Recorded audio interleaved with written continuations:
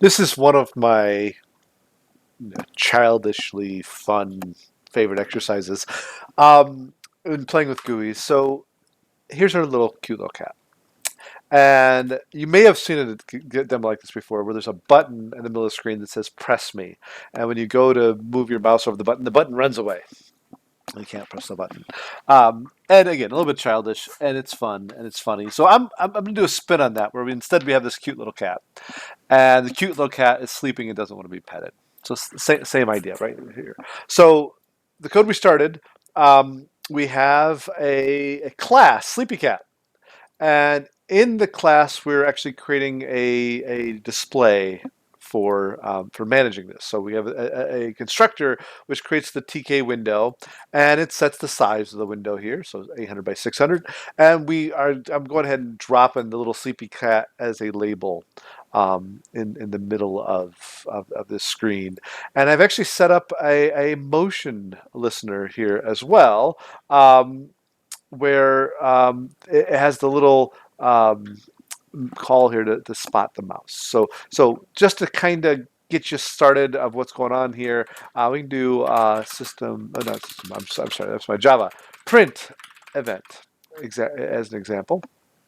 The reason why I have this motion right here is so that way you can fill in the class for doing something as a result, and then the display is what makes it all run. So let me just run this one more time so we can see what's going on here. So the cat's right here, and as I move the mouse around, notice behind the scenes here, all of the event happens. So as I move my mouse across this display, it gives me the XY location of where my mouse is. And so I'm going to use that in a couple of different ways to have our little cat wake up and run away, essentially. And that's what we're going to do here. Now, there's going to be two options for this. Now, there's two ways to make this happen. The first is going to be kind of a mathematically type way. We're going to look at the location of the mouse in relation to the location of the cat, and we'll figure out when the cat should run. The other is going to actually take advantage of the Python components.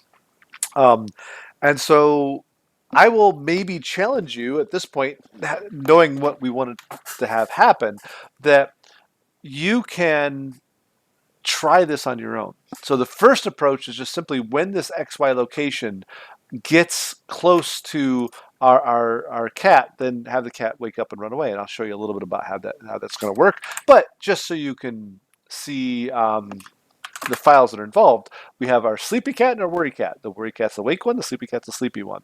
And then there's two different approaches here. So there's the math mouse and the Python mouse.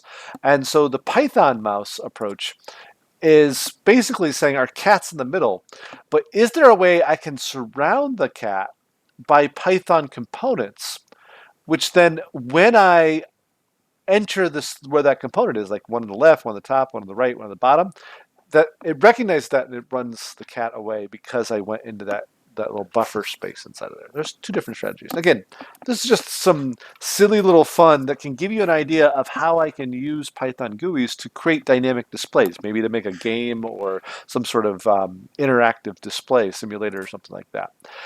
So that's what this exercise set is going to be about. So you can decide which one you want to play with, which one you want to follow along. And I'll show you the foundations of each of them, and we'll kind of do it in stages. So maybe you can challenge yourself by, okay, well, I see what you're doing, and let me try and take it from there. But a little fun way to be able to play with GUIs in a different way.